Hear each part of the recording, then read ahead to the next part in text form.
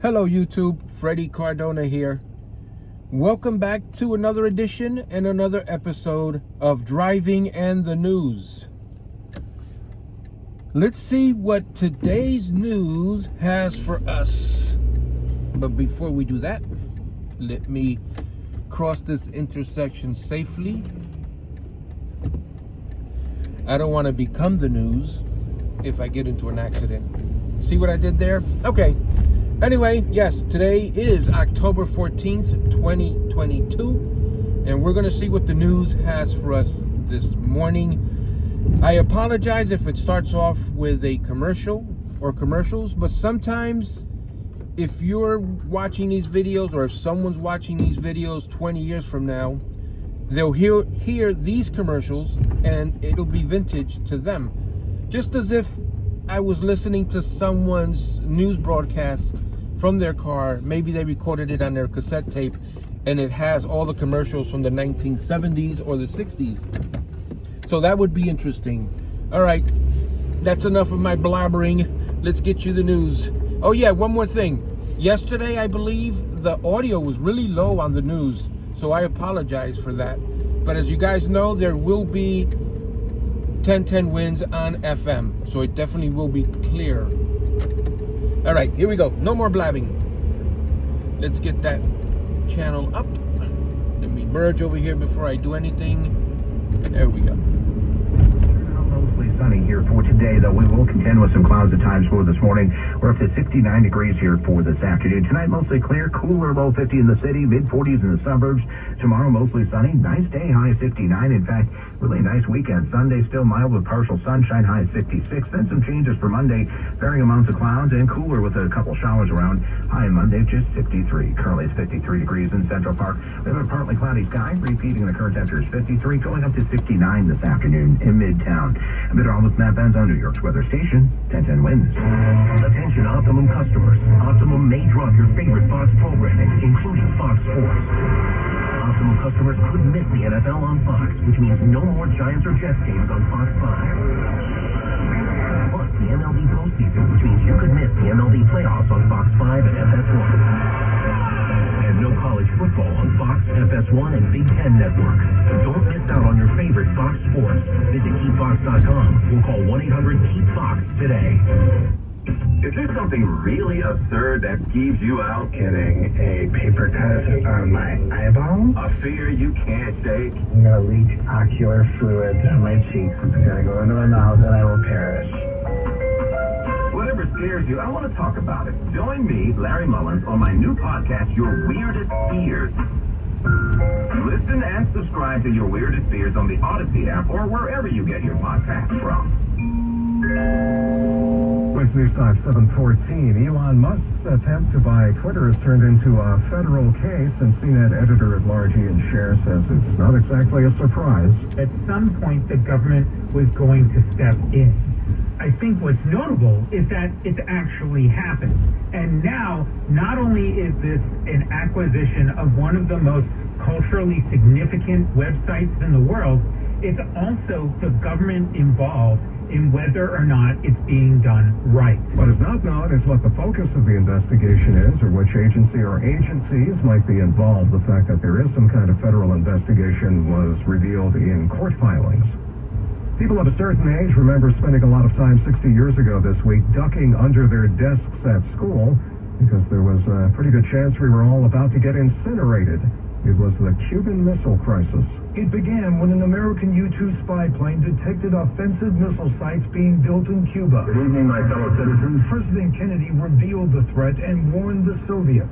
Shall be the policy of this nation to regard any nuclear missile launched from Cuba against any nation in the Western Hemisphere as an attack by the Soviet Union on the United States. Kennedy ordered a naval blockade of Cuba. There was fear around the world. We think of the Cuban Missile Crisis as the moment when the world really did come to the brink. Author Evan Thomas.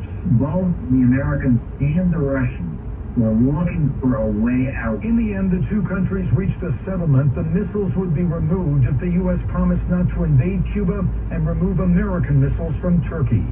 Correspondent Steve Futterman looking back. The Soviet Union may be gone, but as we've been hearing, the Russians are still around and they still have nukes.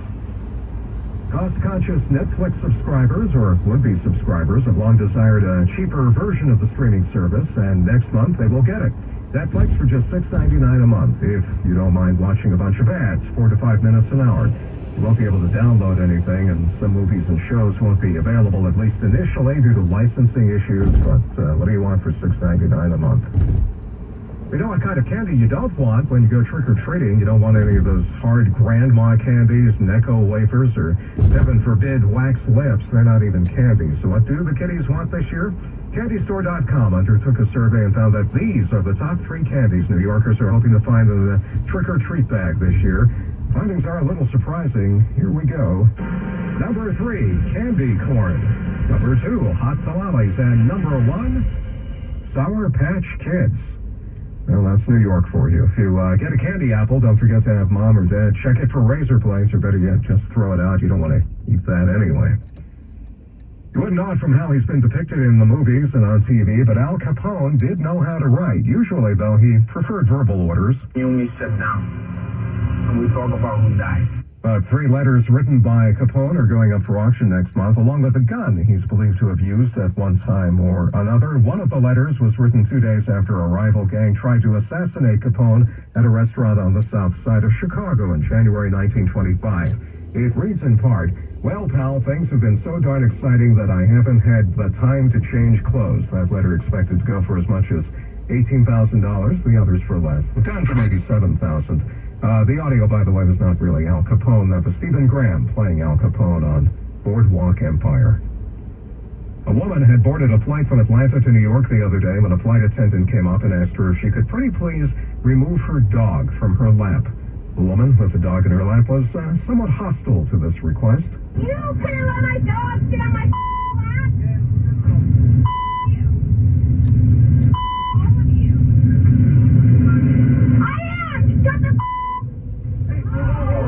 Sounds like she might be from around here, right? And salute to the brave passenger who caught this on video. The woman with the dog on her lap threw a water bottle at that person and hit them.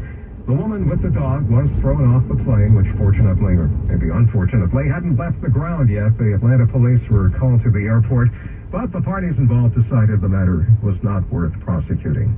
It's going to be mostly sunny today. We'll have a high of 69, sunshine for Game 2 of the ALDS in the Bronx, and the first pitch temperature will be 65 degrees. It's 54 degrees now. Cloudy.